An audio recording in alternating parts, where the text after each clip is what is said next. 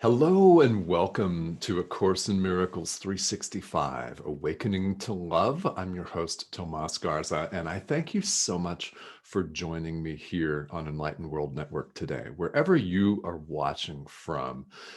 As always, please feel welcome to share this video here on Facebook. Reaches more people, and that's what we're all about, is reaching as many people as we possibly can with the message of A Course in Miracles, with the message of love and of spirituality in general, which is why we're here.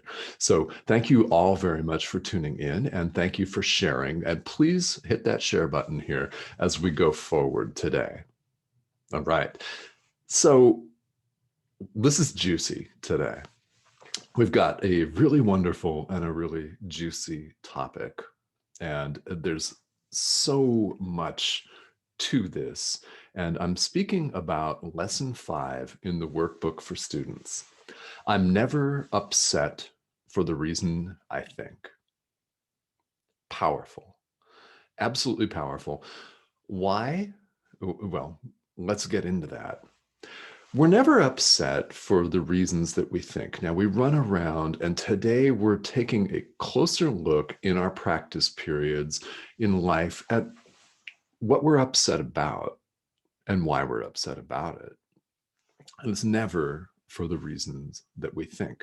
We think we're upset because a bill is due or past due, right? We think we're upset because somebody hurt us somehow.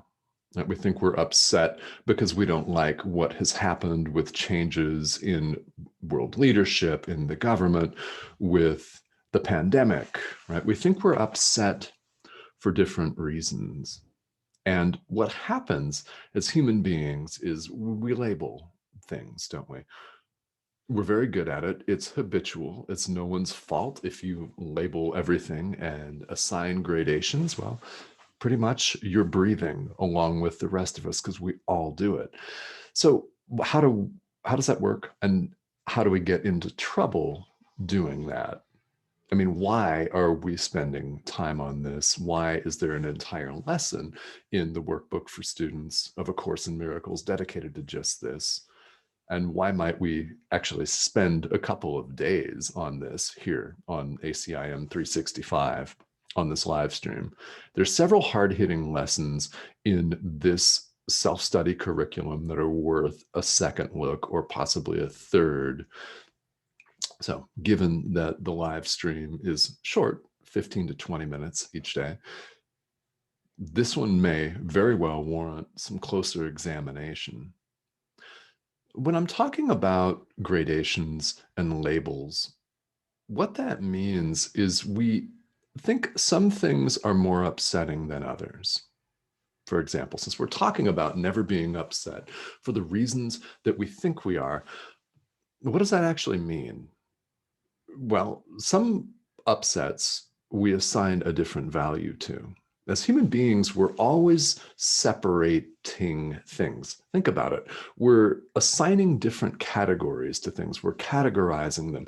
We're putting them into different boxes, so to speak, and we're assigning our own values, our own personal values to those categories and boxes. One category is bad. The other is brilliant. And there are several different layers and gradations in between, all of that discriminating. Our minds are going to town. We're discriminating all of the time. And that's not the way reality is. It really is a unitary experience, an experience of oneness. That is our true nature. So what happens when we run around assigning values and placing value judgments, because that's exactly what we do, place value judgments on things? Well, we're cutting ourselves off from our true nature. We're cutting ourselves off from love, from direct communication with God. That's what's going on. And we don't do it consciously with a desire to cut off direct communication from love, from God. It just happens that way. Why? Because we're habitually ingrained to have it happen that way.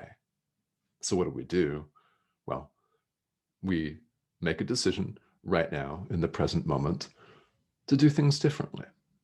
We practice exercises such as these.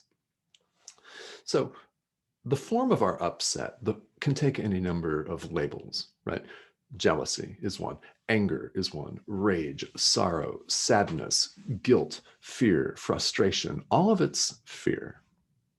Either we're making a choice in the present moment to experience everything as love or fear, God or the ego. It is either or. And all of the different terms like jealousy, anger, rage, frustration, low grade frustration, high grade frustration, insane ire, all of those types of labels that we put on things are just additional fluff. Either we're experiencing love or we're experiencing fear. And we'll get into in the lessons that come why we're not upset for the reasons we think. But it's very important as we go through the exercises here in the workbook that we just practice the idea the way the workbook suggests that we do it. And as we've seen, and as we're seeing today, it can be a difficult thing to do sometimes because our value judgments get in the way. And most of the time, of course, we don't even know that we're doing it. So the course recommends here that you think about and spend some time with what is upsetting you. If you feel very happy today, I'm really glad. That's great that you feel really happy. Do this exercise anyway, because there's going to be something. We talked yesterday about how the mind continues and generates one thought after another. Not all of those thoughts are going to be loving thoughts. Now, if you have more loving thoughts than not, that's excellent. It means you've been practicing some form of spirituality, likely for a long, long time. So that's wonderful. But think about if you're angry, and if you're angry at someone, and the workbook lesson invites us to get really specific today about that. I'm not angry at my ex for the reasons I think. Try that one on, right? I'm not angry at the dog for the reasons I think. I'm not angry at world political figures for the reasons I think. I'm not angry at the mortgage statement for the reasons I think. If you're feeling afraid, I'm not afraid of the pandemic for the reasons that I think. I'm not afraid of not being able to pay the mortgage bill for the reasons that I think. Whatever comes to your mind, just apply the idea to that. And as always, the workbook invites us to be open to the idea just for its own sake. It's not required that we believe it at all. And again, it does not matter what tradition, religious or spiritual tradition you were raised in. Maybe it's none at all. It doesn't matter where you're coming from or what your background is. All we're asked to do is show up and examine our mind, which is precisely the thing in daily life that we most need and refuse to do. Collectively, we refuse to do that. Our whole world is set up to get us to focus on what appears outside of us, what appears exterior. Our news feed on social media, for example, the news, our job, what's going on across the street, what's going on across town, what's going on across the world. We're set up here to and encouraged to look outside of ourselves, where we should be looking inside. So if you experience some discomfort in this, that's actually quite okay. It's actually quite okay. Real spiritual practice means not running away from that and allowing these thoughts to come up. This is a helpful exercise where we're actually working with them today. So if you're feeling afraid about something, if you're feeling depressed or sad about something, if you're worried, if you're concerned, if you're angry, use that as subject matter for today's lesson and use it as fuel for your own awakening. That's what these experiences are for. They're calling out to us for release. They keep coming up. If we're angry at our former partner, at our ex, for example, right? Many of us might be, right? If you are, it's coming up. All of this anger is coming up. The frustration's coming up. The rage is coming up. The worry and the anxiety is coming up for release. And real spiritual practice means not avoiding that. So it's important as we go through these exercises to apply the idea as indiscriminately as we possibly can and take some time today to search our minds. And the commentary in the workbook on today's lesson says, there are no small upsets. All right. That's true, right? If you're upset, think about how you are in the moment. If you're not upset right now, that's all right. Think about a time where you were. It doesn't feel small at the time, even if it turned out to be nothing big, right? Sometimes we invent things and magnify them in our minds so much that we blow them out of proportion. And it turns out later that you were worried about nothing. That might be the case for you, but there are no small upsets, the workbook says. They're all equally disturbing to my peace of mind. Yeah, each of them. In other words, the gradations and the labels that we put on them are just additional fluff. Yeah, the levels of upset, of frustration are just labels. They don't mean anything. They're all equally disturbing. Because if you're feeling frustrated in any way, does it really matter whether you're labeling that as, yeah, just a little bit frustrated or extremely frustrated? Is that experience love? Is that allowing love and joy? That's frustration, right? So it's just an upset. There's no small upsets. They're all equally disturbing to our peace of mind. Very important idea. And then a very important point also that we've touched on here is the idea as human beings that we want to keep certain forms of upset, don't we? Think about somebody who's really wronged you for a while here. Yeah, think about somebody that has really hurt you. We all know of someone, and you may choose not to think about that, but let's just, for the sake of this exercise, recall some circumstance or some person to mind here.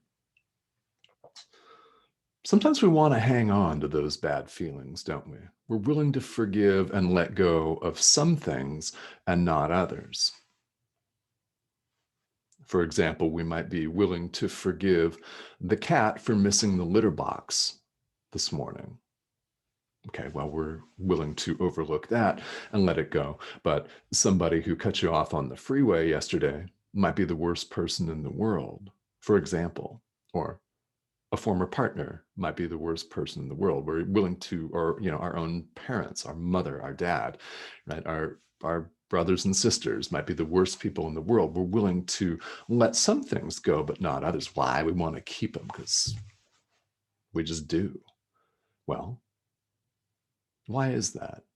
Why do we want to do that? All human beings have that tendency. And what the Course reminds us in this workbook exercise, as well as others throughout the text, right, throughout the workbook for students, it's that we cannot keep some forms of upset and let others go. They're all equally disturbing to our peace of mind. And if we keep even one, that blocks the experience of love, of being aware and in the presence of love, who we really are. If you keep even one, it blocks it. It really is all or nothing. So we leave no stone unturned. Now, is this easy? No. No, it's not. In fact, the workbook states throughout that you may experience some definite resistance to some of these ideas. And if you do, It's perfectly normal. It's okay. You cannot keep some forms of upset and let the others go. And the workbook invites us, for that reason, to regard all of them as the same. I'm not worried about paying this bill for the reasons that I think. We'll talk more about what the real reasons are later, but I'm not upset at the cat for the reasons that I think. I'm not upset at my ex-partner for the reasons that I think. I'm not upset at men for the reasons that I think. I'm not upset at women for the reasons that I think. Right? I'm never upset for the reasons that I think. That is today's idea to work with here in the workbook. Now, thank you all for sharing. I see people have been sharing this, and I really, really appreciate it. It's really wonderful to have this interaction with all of you.